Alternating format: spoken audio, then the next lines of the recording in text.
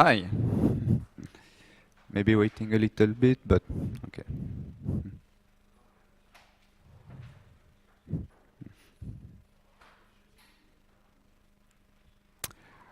Okay, so welcome to this presentation. We'll talk a little bit about standards. So I hope you won't fall asleep after the very animated keynotes. But yeah, I hope it's very important to know all the standards things. So just to present myself, I'm Alexandre Morgaut. So community manager and representative of 4D at the W3C. And at 4D, when we implemented Wakanda, we were very concerned about the web standards and all the good things that it brings to the development and the evolutions of the software we're providing and the services for the end user. So we will first mention what is really the World Wide Web, the standards, talk a little bit about the server-side JavaScript, of course, and what it means for web applications, and what is going on today already, and what we could expect for the future.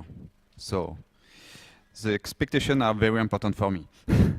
And I hope for you too, because everybody is concerned. So we'll start very gently.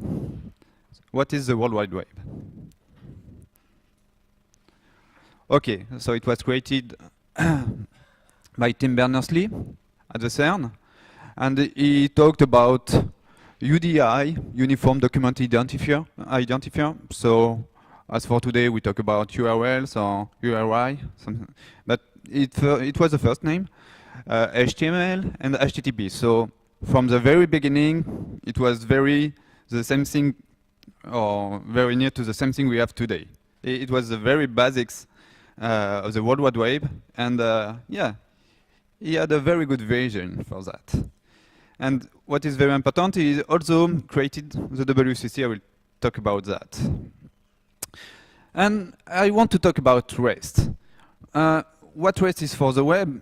Well, it's looking how to adapt the kind of client-server application people were used to develop with other technologies, to have them working on the web, and to explain to the developers and the architects what are the ways to reach so much people in the world. So with features like the cache, which is very important, with the stateless thing, which doesn't mean you should not have a state. It means that you should try to maintain the state on the client side to free a little bit the server and to allow well, something like balancing between several servers.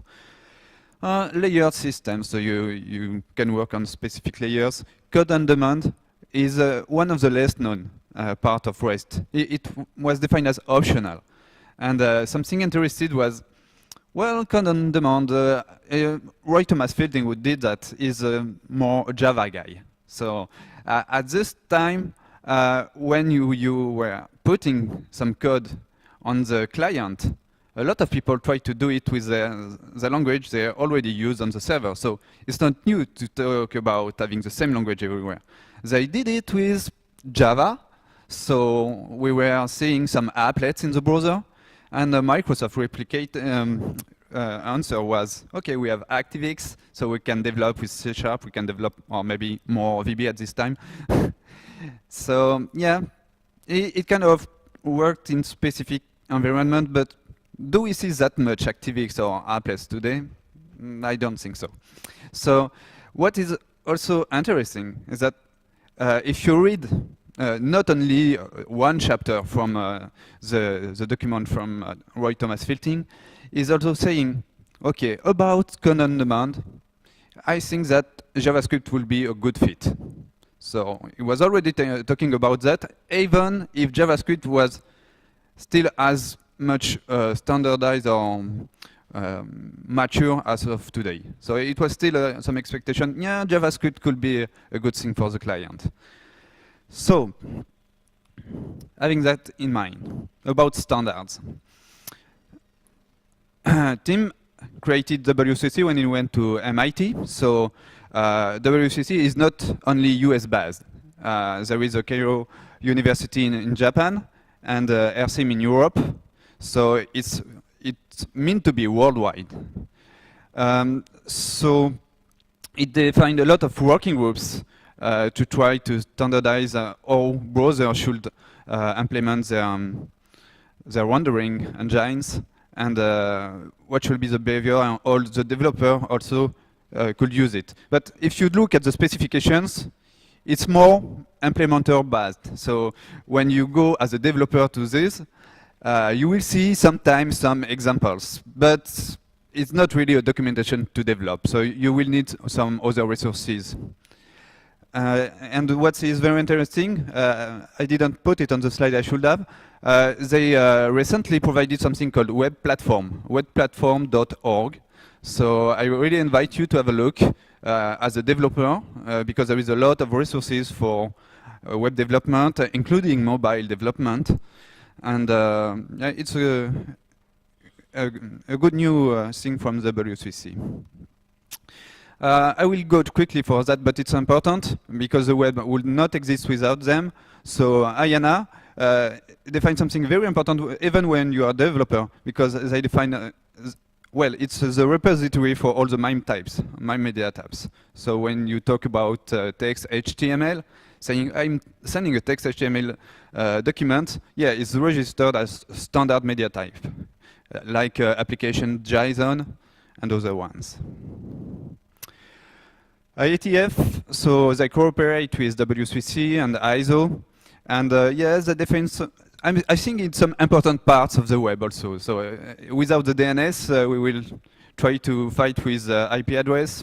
I think it's more comfortable now. So and HTTP, well, HTTP as a specification defined on the W3C website itself, but it became an ISO and official RFC, oh, yeah, RFC, because I manage the RFC, request for comment. So it's a lot of kind of standard. I say kind of because it's not said standard. If you want standard, official standard, you will go through ISO, sorry. I'm French, you know.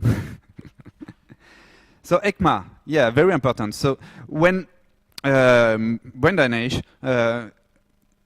did JavaScript, he wanted to have it as a standard. But, well, he went to several organizations and they were not, I think, ready to define it as a standard. So he went to Europe, you know, travel a little, and say, okay, are you interested? And yeah, ECMA said yes. And they defined it as a standard. And a few time after, oh, finally, we have an ISO official standard for JavaScript. So it's less known, most people know from ECMA. So they define other interesting thing about JavaScript.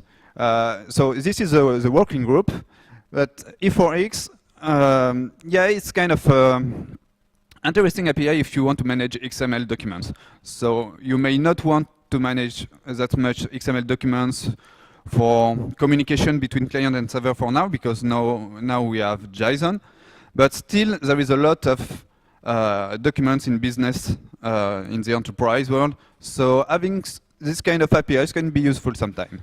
But unfortunately, it's only implemented in Mozilla Engine or in Rhino and SpiderMonkey for Firefox. So it's not that widely implemented.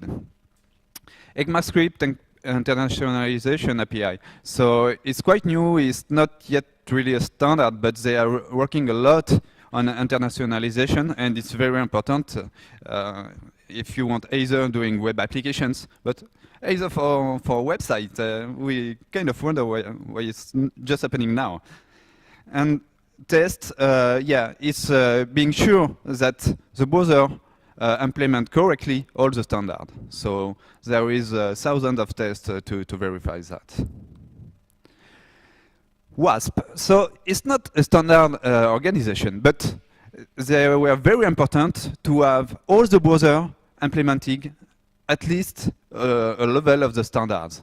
So this is very important for me, because without that, we would still be very fighting to have the same application or website working everywhere with at least a similar rendering. So, and they worked with Jan Eriksson on acid test. How many of you know about acid test? Yeah, oh, it's quite good. So, yeah, the first one was not that well known, second a little more, and the third one made a lot of buzz. Everybody was waiting, all the browsers being some percent score for acid 3, sorry. Okay, so something less known about this test is that even if you have 100%, there is an additional information you can get if you click on the rendered result, giving you the time it has spent to render each part. So it's funny to see. So, what WG? You might know that at some point W3C thought, okay, HTML, it was the first step, but you know, it's better if you do something like XHTML. It's better, it's more strict, it's down. Yeah, there is so much thing you should do in HTML to enhance HTML itself, and even XHTML group was not working that fast. So some people from W3C say, okay, you don't want to do it, so we will do it by ourselves. And yeah, so Jan Eriksson, the same, okay. It's very important guy, and he led that group, and it's kind of the official editor for the full specification. And once they reach a certain level, some browsers started to implement them, and you know, there is competition. So when you have some features in some browser, say a lot of people are more interested in this browser, so the other browser thinks, oh, maybe I should do it too. So at the end, a lot of browsers implemented all those APIs, and then W3C kind of changing the mind and say, okay, we need to make a rebirth of a working group for HTML5. So the difference between the WG version of HTML5 and the W3C one is that in WG, the standard is a living standard, so there is no version anymore, and it's only kind of progressive enhancement, some updates. So people should check if a new feature is there or not. You know, feature detections is something which was a lot promoted by John Resig, saying you should not detect which version of the browser you are running on. You should just detect if the feature is available or not. So that's kind of the ways I'm going with this working group. At W3C, well, you know, they're defining standard or recommendation at least, so the enterprise world can be more confident about what they could expect in first place. So we will have an HTML 5.1 and 5.2 at W3C. So that's the main difference. So in WG, you check what is the state of the art right now and know what are the official features, and you check if your browser have it. For W3C, you say, okay, this standard, they find you should implement all of this at least, and so on. So I don't say one is better than the other. It's kind of two different requirements also. Yeah, the enterprise will often ask for standards, so, okay. CommonJS. So what is interesting with CommonJS is that at some point there were a lot of server-side JavaScript implementation, which might not be that well known, but they say, okay, there is no official server-side JavaScript APIs, so maybe we should just talk together and see if we could do some compliant, at least, APIs. And something funny is that, in first place, something which was really successful was the module specification, to say, oh, should I write some modules with sandbox, or to have no conflicts between different libraries and so on. And they define what should be a package, and also promises. So there was some API specification, and some of the server-side JavaScript implementations did them. But there was a lot of versions of these APIs, so it was a bit less successful, I must say. And something important to know is that the first participants to this group were all thinking for only synchronous APIs, because they had multi-threaded environments. And so Node.js didn't really participated to this group. They took the module specification because they found it handy. But, well, there never really was some synchronous and asynchronous defined standard, only synchronous ones. And at the end, I don't want to say the end of the life, but yeah, at the end of the working announcements of the group, some people, and I was part of them, were thinking about maybe we should have a compliant API with the W3C ones, because you know in HTML5 we have new APIs which are very relevant for the server. So we already had something like worker and consoleware from the Firebug working group. And yeah, HTTP client, why not using XML HTTP requests? I know that there is some constraints in the specification because you are in the browser, you need to take care of cross-origin policy.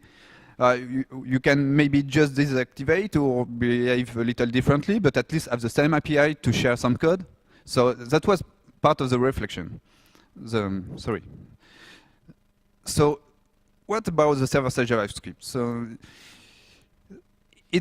it depends on an engine first. So we have SpiderMonkey in Firefox, Mozilla Rhino from a long time on the server, WebKit JavaScript Core in Safari, Google V8, so V8 in Chrome took WebKit, but they changed the engine by V8, Microsoft Chakra, and Opera Caracan. So Microsoft Chakra is running on the server also. We will see about that.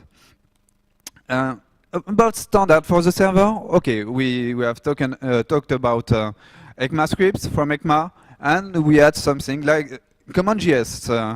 I don't want to denigrate because it was a huge work still. So on the server, just to mention very few of them because there is a lot, I have to mention Microsoft IIS because it was one of the first ones from 1997 or something like that. And so it was kind of competition with Mozilla Rhino and Netscape Enterprise Server. And Persevere did a very interesting work from SidePoint, and they defined JSON schemas, they implemented JSON query, JSON pass, things like that. So it was a very interesting approach. Jaxer from Aptana, Node.js, of course. Wakanda, we were working on that. Ringo.js and SilkJS, so just to mention a few of them. But we have also server-side JavaScript at the database level. So we have it in CouchDB, MongoDB, Ryak. But there is some presentation today about ArongoDB and OrientDB as well. So no, I said it was just a very short overview. There is more than 60 and maybe even more implementation of server-side JavaScript. So Node.js may be the most famous, and it's a great one. Just think about using it for the right thing. For example, of course, it's not a database engine, so you might use Mongo, Wakanda, Ryak, anything. So just think about looking when you want to do server-side JavaScript, which one could be the best fit for you. Talking about web applications, so something important to know is that HTML5, the name of the specification, was in first place Web Application 1.0. It was first started in W3C, but it didn't move that much. So okay, HTML5 and Web Application 1.0 is the same. So when we talk about HTML5, we are not talking anymore about only website. We are talking, okay, we are on the web, we can have applications, and we provide a lot of new features to create these applications. Which features? Well, if you look at these features, you think, oh, I might need some of them on the server, you know? Yes. Okay, file system is only implemented in Chrome, but it's still currently W3C recommendations. So there is some discussions about that, but if you look at all of them, say, oh, maybe there is already some standard for the server. WebCL decided in a part of their specification, okay, all this part is for everybody. This little part, yes, it's more DOM related. So if you are working in a worker or on server side, and it's important that they say server side, you don't need to implement this part of the specification. When you go to WebSQL, they say it's kind of stopped worked because there was only SQLite implementations. Okay, but if you think about the server, you won't have only SQLite on the server, definitely. Maybe we could think about something like a JS.DB API, something like that, you know. It could be WebSQL, or it could be an enhancement, because WebSQL, of course, was definitely thinking about SQLite. So it could be another step, the next step, to think about that. And having it on the client is still interesting because you want to be able to work offline often. So if you want to share some libraries offline and having them working offline, okay, if I'm offline, I'm storing on the client. Otherwise, I'm syncing and I'm storing on the server with the same code. So async and synchronous. So I said just before, we had a lot of synchronous server-side JavaScript implementations. And what is interesting is that W3C APIs, a lot of them implemented natively. From the beginning, not natively, but from the beginning. Both APIs, synchronous and asynchronous APIs. So file reader, there is the asynchronous one and the synchronous one. And either for IndexedDB, local storage is natively synchronous. Okay, so it might change a little in the future. So what does that mean? It means that, yeah, if you are in a worker, we will talk about worker, you can use that in the browser without blocking the user experience. And of course, it means that onto the server, you won't block the user experience. We are multi-threaded, so it's something like we could use on the server for synchronous platforms. IndexedDB, what are you saying in the IndexedDB? Oh, since they block the coding thread, we should use them in workers. Okay, let's go to workers. Workers, you have the choice between dedicated workers and shared workers. So dedicated, you create a worker, you communicate with it, and it's your own. If you create a shared worker, it means that even if you have iframes, several windows, they can all talk to the same worker. So, and okay, it just reminds me something. Isn't it always work in Node.js? You know, it's a single process, and a lot of clients are sending some requests to this process. So this is kind of, yes, the behavior of the event loop. So you have some event loop in dedicated workers too, but at the perspective of communicating with something running elsewhere, no, okay. So what is a worker? You have no window, you have no document. It looks very similar as a server-side JavaScript environment, you know. And you have some import script, interesting. So yes, server-side JS contexts are in fact workers. And multi-threaded environment, well, when they receive some requests, they create some specific dedicated worker for them to manage the request. And if you are talking about event loop, a shared one, you're looking more like Node.js, for example. So server-side JS context, it's kind of remote JS workers. Okay, where are we now? So Wingo.js implemented web workers, SilkJS XML HTTP requests. Node.js, there is no native W3C APIs, but you have modules to have some W3C APIs running on Node.js. So it's interesting. In Wakanda, we implemented natively a lot of W3C because instead of creating new APIs, we were looking in first place to what was doing HTML5. By the way, no, I didn't put that on the slide, but we also implemented some Node.js API where we didn't found the equivalent as a W3C standard. So maybe some part of the Node.js API might become some W3C API standard as well. Why not? I don't say we shouldn't. So Wakanda extension. So it means extension we made on the API, on the standards. So when we implemented web storage, it's an interface. And so this interface, you can use it either for session storage, local storage on the client. So on the server, okay, if you want to manage session on the server, or, we talk about stateless, but sometimes it's interesting to have session storage on the server. Well, you can use the same API to say, I want a user storage. So it doesn't matter which session is communicating with the server. What is important is who is the user, who is the current user. So this way, you can have several connections from many browsers or many devices, and you will have the same data for your own user, for this user. Storage is kind of, well, it's a memory key-value store. Because web storage, of course, is a key-value store.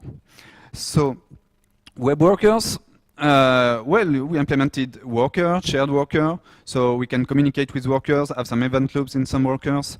And we also did, well, if I want to launch some external processes, why not using the same API? You know, std in, okay, std in, std out, std out. It's very looking like post message on error. So that's what we did. So server-side JavaScript context, what is a server? Could be a server-side JavaScript context. It could be a CommonJS compliant context, and it's mostly already the case in many server-side JavaScript implementations, but also implementing the worker context. So that's what we already did on Wakanda. At least we're working for some parts, but we already implemented import script, window timers, things like that. So what we saw, ECMAScript is already running everywhere. So we can share already some libraries between the client and the server from a long time, if it's only based on the core JavaScript. Modules. So the modules, the CommonJS modules, have been implemented in most server-side JavaScript implementations, from Node.js to Ringo.js to many of them, even CouchDB or the ones. And we saw that many W3C APIs are applicable on server-side right now. You need maybe some few adaptations because it's not the exact same context, but you are doing the same thing. So having the same API, why doing that? Yeah, better learning curve. It means that someone coming to web technologies, he won't have to learn different APIs when he's working for the server or for the client. And it means that you will be able to share those libraries, and it means that you will have a better consistency in the behavior of your application and the respect of your business rules, which is very important, the respect of your business rules. It's sensible for web application with security concerns. And yeah, don't repeat yourself. So this is what allows you to work offline consistently. So for that, I created a community group at W3C. So anyone external from W3C or from W3C can join this group and have discussion to say, how could you go this way? So we have already some few server-side JavaScript implementers who joined this group, and we have a few W3C working group members who joined this group. Where the work didn't really started yet. We are just making pieces into places, and I started a wiki, so you can just have a look. It's very basic for the moment, but you saw the goal. So if you're interested by this approach, if you think it's part of the future, please join and work with us. Thank you. It's finished.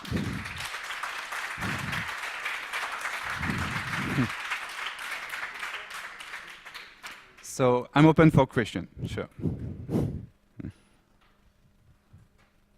Please. No question? Coffee? Yeah, coffee. Let's go. And you can come and talk with me if you're interested, and you're welcome. Thank you.